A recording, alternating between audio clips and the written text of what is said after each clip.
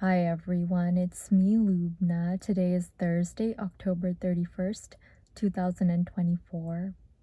This video is dedicated to my beloved, and the topic of this video is going to be about how what we do with what we have is more important than what we have. Or in other words, how we play the cards that we've been dealt in life is more important than the cards themselves.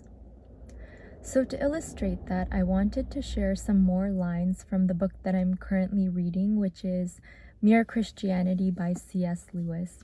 And again, that's the first book contained within this collection right here.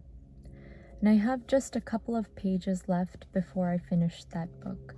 So I wanted to go back to page 80 within this book and share some lines that brought to my mind the topic that I wanted to talk about today, which again is how what we do with what we have is more important than what we have. So I'll go ahead and read those lines aloud to you first. Here it goes. Human beings judge one another by their external actions. God judges them by their moral choices. And then a few lines later, he writes, we see only the results which a man's choices make out of his raw material. But God does not judge him on the raw material at all, but on what he has done with it. Most of the man's psychological makeup is probably due to his body. When his body dies, all that will fall off him, and the real central man, the thing that chose, that made the best or the worst out of this material, will stand naked. All sorts of nice things which we thought our own, but which were really due to a good digestion, will fall off some of us. All sorts of nasty things which were due to complexes or bad health will fall off others.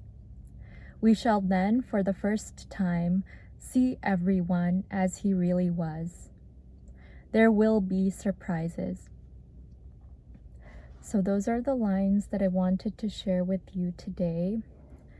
And as I said, those lines bring up the idea of how what we do with what we have is more important than what we have. And the reason for that is that there are a lot of things that we were given in this life that were not under our control. A big one, for example, is our looks and our appearance. We didn't get to choose which genes we were given and what DNA we acquired from our ancestors. And that's why some of us have certain skin tones or certain facial features, certain body compositions. And those are all things that we didn't get to choose. Similarly, we did not get to choose the family that we were born into and who raised us, and how our childhood might have been. See, all of these things are not under our control, but they shape us to a large extent, and they might contribute to certain temperaments.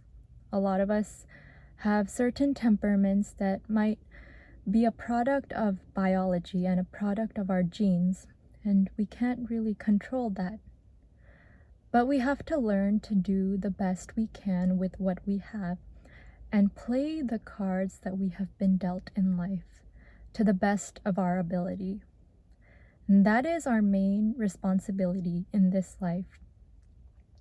We can't really judge other people who might, on the surface, appear to have a bad temperament or different ways of doing things and going about their ways than we do, because we don't know what they've been through and what it's like to be in their body. But perhaps they are doing the best that they can do with what they have and what they were given and the circumstances that they were born into. And we can't know anybody as well as we know ourselves, because we are in our own shoes and we are the ones who have been through our life. Nobody knows about my life better than I know, because I'm the one who had to live through it. I'm the one who had to go through my childhood, who had to live in this body and show this appearance to the world and deal with the consequences of that.